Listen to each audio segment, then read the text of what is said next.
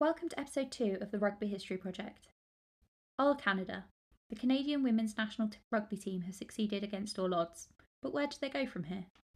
As Canada prepares for the 2025 Rugby World Cup, they are once again faced with balancing fundraising and on-field preparation.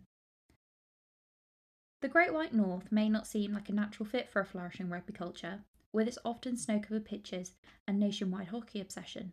However, rugby's cultural values of being hardworking and humble align well with Canadian culture, according to current women's national team captain Sophie de Goede. Men's rugby has a long and storied history in Canada, with rugby serving as a precursor to the country's native game of Canadian football, and it was also an early adopter of the women's game.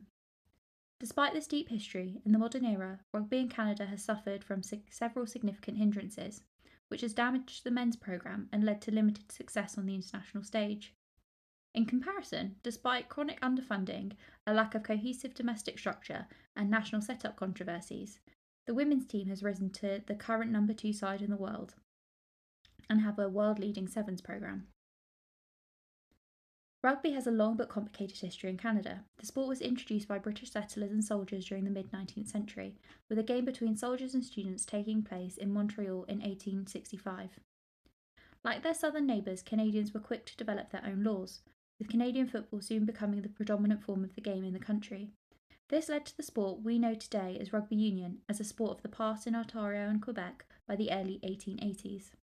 However, rugby union did continue to be played by small minorities throughout Canada, with a strong hold in British Columbia, resulting in reciprocal tours between Japan and Canada in 1930 and 1932. Whilst the Canadian national men's team has often been considered to be a regional giant, they have not been able to continue to compete with more traditional rugby nations. With a significantly smaller budget than Tier 1 nations, a small player pool, a lack of domestic senior rugby opportunities, and legislative issues within Rugby Canada, the men's team has struggled to maintain any measure of form in recent years. Whilst the team were Rugby World Cup mainstays during the competition's 1987 founding, they failed to qualify for the 2023 edition and lost 6 of their 7 matches in 2024. The failure to qualify for the 2023 World Cup also impacted the team's ability to bounce back due to decreased funding from World Rugby. Whilst France is arguably the birthplace of the modern women's rugby movement, North America took the game to a new level. In the 1970s, university and club sides began popping up across North America, with those north of the border enjoying the benefits of full membership of their union and the most support from any integrated union in the world. The first official and independent women's rugby club in Canada was formed in 1979 in Ottawa, Ontario. The Ottawa Banshees remained independent from a male club until 2002 and continue to play to this day. More clubs began to pop up around Canada, leading to representative provincial sides and the provincial championships, the first of which was held in 1987 in Calgary. It would be in the same year that Canada made their Test match debut. Following on from successful tours of Europe by American club sides, the first Test match outside of Europe, featuring the USA and Canada, was planned for 1987, 5 years on from the first ever women's international Test match between the Netherlands and France. This match took place on the 14th of November 1987 in Victoria, British Columbia, and acted as a curtain raiser to a contentious Canada versus USA men's match. Whilst the USA women's team were sanctioned by USA Rugby, the team were not allowed to call themselves the Eagles, nor were they allowed to wear the famous badge, as the union was still not fully supportive of women's rugby. In comparison, Canada had full support of their national union and wore the famous maple leaf with pride. The USA, the majority of whom had toured Europe, won the match by 22 points to 3. The initial Canadian team, however, set an example for all future Canucks, with the USA team noting how physical and unrelenting their opponents were. The thing about Canada is that they were always much tougher than we were. They have always been incredibly physical and tough. We tackle hard, but at the breakdown we're not as physical on a consistent basis like they are. We won the game all right, but it was an awakening to say, oh, this is international rugby, because nobody had done it before, and we were the first. Kathy Flores, 1987 USA captain and number 8. Not only did the 1987 match cement a tradition of physical relentlessness for Canada and start one of the fiercest rivalries in women's rugby, but it also created a family legacy. Stephanie White captained the side for number 8 and would go on to receive 17 caps for the Maple Leafs. White co-captained the side to the 1991 World Cup and captained the team at the 1994 World Cup, as well as captaining the first ever Canadian Sevens team in 1997. Alongside her playing career, White balanced a career in rugby administration, having sat on various boards at both provincial and national levels. However, despite White's success in both of these areas, in recent years she's entered the spotlight as the mother of current Canada captain Sophie de Goede. The de Goede family name has become synonymous with Canadian rugby worldwide. Dutch-born patriarch Hans de Goede captained the Canadian men's 15s and 7 sides, and also had spells playing in Europe and Oceania, most famously with Cardiff RFC in the late 1970s. As a player, Hans was so well renowned during the 1980s that he twice featured in a World 15 side, despite coming from a country known somewhat as a rugby minnow. Hans retired from playing in 1987 after captaining Canada in the first Men's Rugby World Cup, where he was famously caught on radio mics during a win over the much-favoured Tonga as saying, "Come on boys, we're making history." Sophie's older brother, Thisian, has also represented Canada twice in 15s, both caps coming during the 2015 Pacific Nations Cup. Since retirement, Stephanie and Hans have both become members of the Rugby Canada Hall of Fame. A key element of White's work in Canadian rugby has been her efforts to end the pay-to-play model, which has dominated the funding structure of the national team since its inception, and also increased the funding for the programme. Pay-to-play has had a long history within women's rugby, and whilst financial struggles are not new to Rugby Canada, the Canadian women's national team has been forced to pay their way and engage in fundraising efforts for far longer than any of the other top female sides. Whilst the first Women's World Cup in 1991, the USSR team infamously clashed with the British Tax Office over the team's attempt at fundraising. The Canadians are making headlines for their World Cup fundraising efforts in 2025, despite being favourites for the final and having their eyes on the trophy. Scrum Keen began reporting on the financial hardships faced by the Maple Leafs back in 2010. Rugby Canada had been forced to pull out of a World Cup warm-up tour of New Zealand due to financial hardships. Rugby Canada later received $150,000 in extra funding for the 2010 World Cup through provincial and outside donors. This was $30,000 more than the team's $1,200 budget allocated to the team by Rugby Canada. Team members noticed that an appropriate budget was important for the team's well-being and on-pitch performance, comparing it to the nation's success at the 2010 Winter Olympics.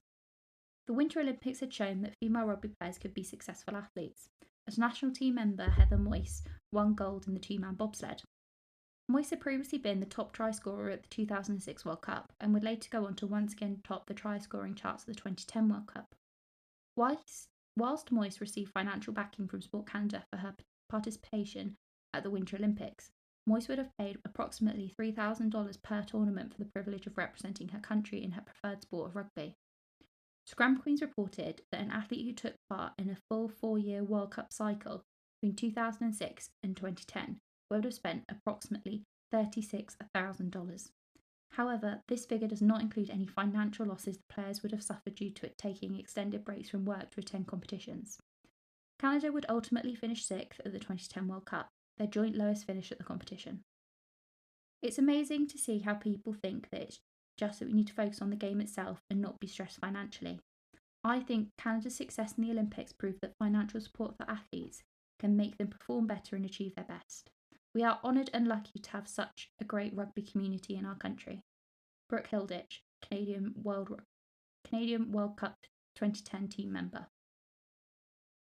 The following year, a group of players, including Brooke Hilditch, opted to boycott the 2010 Nations Cup in protest. To compete in the competition, Rugby Canada required the players to pay $2,900 to play in an international competition which was taking place in Canada. In comparison, the Canadian men's team received approximately $1.7 million per year in World Rugby funding during this period, and also had all of their World Cup costs covered by the governing body, roughly $400,000. Despite the 2010 press coverage, the 2011 boycott, and the team's second place finish at the 2014 World Cup, the team was still paying to represent their nation in 2016. Perhaps due to the bad press associated with the 2011 boycott, the cost of each tour had been reduced to approximately $1,500 by 2016. However, not only had Canada's rivals moved away from that model, but Rugby Canada had also stopped pay to play for the men's team decades previously. Ahead of the 2017 World Cup, the Monty Hill Fund was set up to centralise fundraising efforts and Rugby Canada noted that the pay-to-play model needed to be eliminated as soon as possible. The fund was headed up by Stephanie White, and as a result, no player used their own money to take part in the 2017 World Cup. The 2010s brought an additional means of funding for Rugby Canada, but it also came with more responsibility for the players and additional controversy. Rugby Sevens became an Olympic sport in 2016, which resulted in the Women's Sevens programme receiving $750,000 from the Own the Podium programme and full-time contracts for selected players as a result of the newly founded Women's Sevens circuit. The Seven team won a bronze medal at the 2016 Games but dropped to 9th place at the 2020 Games. During the lead up to the Tokyo Games, the team submitted a complaint to Rugby Canada, citing bullying and harassment. This resulted in head coach John Tate stepping down just months before the start of the Games. Although Rugby Canada found through an independent investigation that whilst the players' experiences did match those within the complaint, they did not meet the threshold for the governing body's policy of definition of harassment and bullying. The complaint had been signed by 37 athletes, 21 of whom were in the then current playing pool, and in total represented 55% of those who had attended training camps in British Columbia. We know firsthand how hard it is to speak out and how hard it is to ask for change. Athletes should never have to experience heightened anxiety, depression, racism, eating disorders, low self-worth or mental illness as a part of participating in sport at any level. Canada Women's National Sevens Team Statement 2021. Canada has utilised their small playing pool to the extreme, with the majority of Sevens players also playing for the national 15 squad as well. This means a significant portion of the squad that finished 4th at the 2021 World Cup have been subjected to bullying and harassment under Rugby Canada. The post-pandemic era has been one of great success for Canadian women's rugby. The team has won 2 Pac-4 tournaments and recorded their first ever win over New Zealand, whilst the Sevens team won silver at the 2024 Olympics. Despite this, the team still faces significant issues over funding, which has resulted in players spending their time fundraising whilst attempting to prepare for the Rugby World Cup. Following on from their recent success, Rugby Canada launched Mission Win the Rugby World Cup in March 2025, with the aim to raise $1 million to supplement the team's $2.6 million budget. While sponsorships and donations are key for a nation with a low domestic profile, the fundraising has highlighted how the Canadian women's team are disadvantaged in comparison to their competitors and risk falling behind like the Canadian men's team did upon professionalisation of the men's game. As of June 2025, the Canadian 15s players have individual player agreements with Rugby Canada. The agreements cover travel and accommodations, as well as compensating players for their time when they're in camp, as well as match fees. Unlike the central contracts offered to players in Wales or England, if Canadian players are not called up to camp due to form or injury, they are not paid. Whilst a handful of players are contracted by the Canadian Sevens programme and spend a majority of their time on the Sevens circuit, the rest of their squad balance playing elite rugby with a career. The majority of the squad play in the PWR in England, a semi-professional league with a hard salary cap. Smaller numbers of players play in the Elite One in France, predominantly Quebecois players, and other individuals have found success in leagues in the USA, Australia and New Zealand. Whilst there are individuals across many of the top squads who are not full-time professional athletes, such as Neve Jones of Ireland and Emma Singh from England, Canada's continued amateur status is at odds with the professionalisation of the game. As the team looks forward to the 2025 Rugby World Cup in England, they are continuing their fundraising efforts alongside their on-field preparation. Whilst the squad may not be officially paying to play anymore, they are using their time and energy to aid in financing their campaign. For example, hooker Holly Phillips has been active on social media promoting the fundraising effort and has also conducted interviews on the subject. Whilst Rugby Canada has calculated that $3.6 million will cover the cost of the World Cup, the Canadian budget is minuscule in comparison to the budgets of England, $26.5 million, New Zealand, $10 million, and Scotland, $6.5 million. Whilst the Canadian men's team have also faced significant financial issues and players are also required to ply their trades outside of Canada, they can play professionally without balancing an outside career and also do not face the significant pressures that the women's team face as a successful flagship programme. Moving beyond the upcoming World Cup, it feels that the programme is at a crossroads. Whilst Rugby Canada has relied heavily on Sevens and outside domestic competitions for their players to get game time, both of these avenues are facing significant changes. The 2025-26-7 season will be undergoing serious changes with fewer tournaments, with many nations cutting their full-time programmes in response. Additionally, as more national teams move towards central contracts, more players are now playing and training as full-time professionals, putting Canadians at a disadvantage. Overseas club competitions are also changing. The relatively new Celtic Challenge is providing Welsh, Scottish, and Irish players a chance to play domestically, as is the WER in the USA. The PWR has enacted rules surrounding a minimum number of English qualified players, and the Elite One in France contracted from 12 to 10 teams for the 2024-25 season. These changes signal that Canada is falling behind in terms of domestic development and is leaving players at risk of falling behind in comparison to their competitors. Whilst the Canadian players themselves are among the best in the world and the team is capable of dominating the world scene on raw skill, talent, and pure determination, as women's rugby continues to professionalise in other countries, Rugby Canada risks repeating the same mistakes they undertook with their men's programme. It is imperative that Rugby Canada invest in their women's programme, providing their players with a livelihood and the opportunity to play in high-level domestic competition in order to grow the sport and to develop their team further.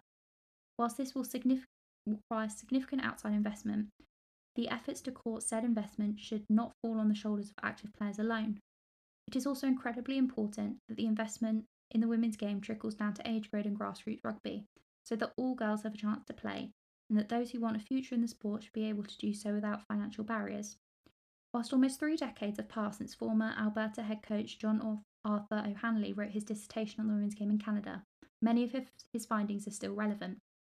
Whilst he spoke of Canadian women having equal opportunity to Canadian men in 1998, the 2025 evaluation of the state of Canadian women's rugby would show that Canadian women deserve equal opportunities and access as their international competitors to encourage the continued success of the programme. A determined effort should be made to ensure that women in rugby have equal opportunity to participate and play. They must have access to the same coaching, facilities, officiating, and equipment as their male counterparts. This is the responsibility not only of the rugby unions, but of each individual club in Canada. There can be no second-class citizens in rugby, the women will not tolerate it, and the sport requires it. John Arthur O'Hanley, 1998. I hope you've enjoyed the second edition of the Rugby History Project. Rugby references and notations can be found on the page, along with any photos as well.